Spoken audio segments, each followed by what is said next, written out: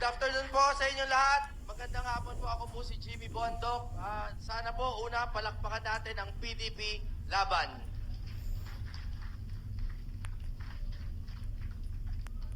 I am very humbled. Kami po lahat dito ay very humbled na kayo po ay dumalo dito sa ating proclamation. Ang dami po nating mensahe na kailangan sabihin sa buong sambayanan. Kaya iiksiyan ko lang dahil napakadami po ng senatorial aspirants na nandito. Una sa lahat, magtatanong lang po ako, kumain na po ba kayo? Di ba? Okay. Attorney Vic, bahala na po kayo magpakain sa...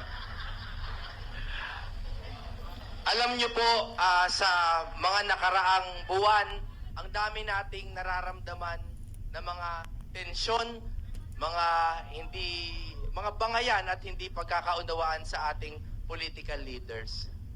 Tuwing ako po ay tumitingin sa Senate composition ngayon, ako po ay nalulungkot. Nakikita ko po doon si Senator Robin, nakikita ko si Senator Bato, nakikita ko si Senator Bongo. Tatatlo lang po sila doon na pinagsisigawan ang ating mga paniniwala. Ako po ay naniniwala sa best of the Duterte principles. Marami na pong nagtalo tungkol sa mga ginawa ng nakaraang administrasyon. Pero wala po, hindi po natin mapagkakaila ang pagiging epektibo ng best of the Duterte principles. Ano po ba yon? Anti-drugs, anti-criminality, anti-corruption. Lahat po tayo pwede magkaisa doon. Pero ito po sana ang tandaan natin. Hanggat kakaunti po ang boses natin sa Senado, we will not be able to institutionalize or turn into law ang mga paniniwala na ginawa at pinakilala sa atin ni Attorney Rodriguez. Para ho hindi nababago-bago ang mga Duterte principles, isa batas po natin. Kaya sana po tandaan ninyo ang PDP laban slate. Kilala nyo na po ba ang mga senatorial aspirants ng PDP?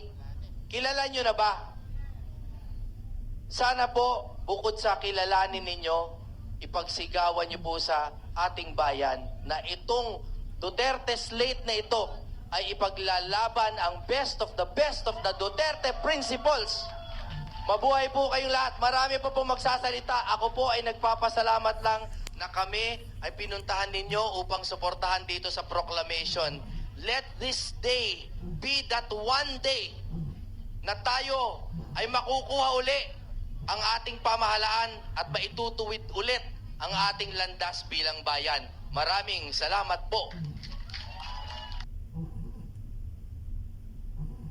Numero 6 sa ating balota.